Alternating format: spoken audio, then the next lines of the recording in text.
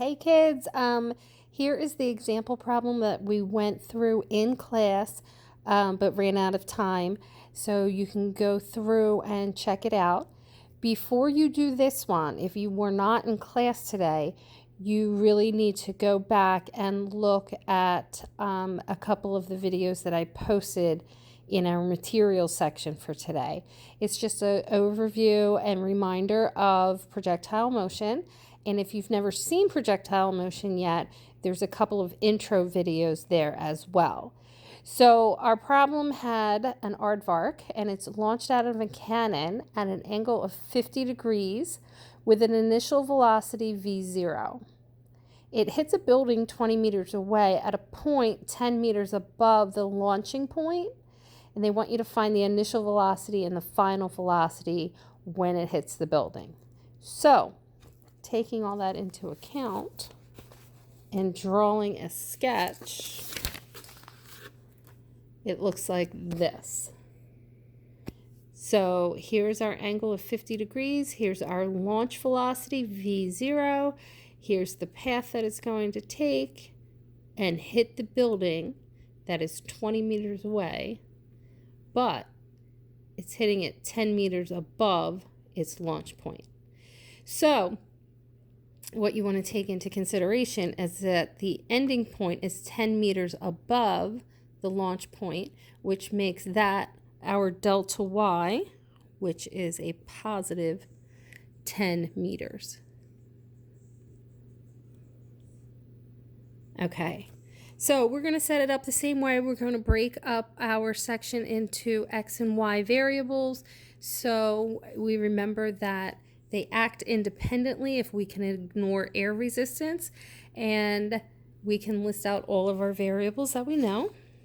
The other condition for projectile motion is that there's no acceleration in the x direction.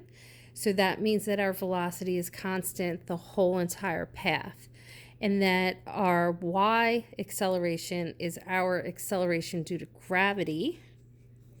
So filling all these things in, we know that we have to break up this initial vector into our x and y components. So v0x and v0y. The thing is, we don't have a number here. So all we really can do is write it out in terms of the variables. So we have v0 cosine theta. We know that it goes and travels a range of 20 meters. We're looking for time, and just to stress, we know that our acceleration in the x direction is 0. And over here on our y, we have v0 sine theta. We're going to be looking for vy, and delta x is a positive 10 meters because it's 10 meters higher than where it started. And then our acceleration due to gravity is going to be negative g. And what we're going to do to make life a little bit easier is we're just going to approximate this to be negative 10 meters per second squared. It's a good trick to have and to use for your AP test as well, and a lot of those MCQs. All right, so where can we go? We can look here, and we can look at this side. Since we have v0x, we might not have a number, but we have an expression for it, and we know that it travels 20 meters in the x direction. Let's find an expression for delta t. So solving for delta t, we'll end up with this expression. You can then use this over in our y side. So let's look and see what that looks like. We're going to use our kinematic equation for the y side. We get delta x is v0yt minus 1/2 gt squared. Fill in that expression that we just found for t everywhere you see it here. So here's delta x over v0 cosine theta minus 1/2 g, and then delta x over v naught cosine theta squared.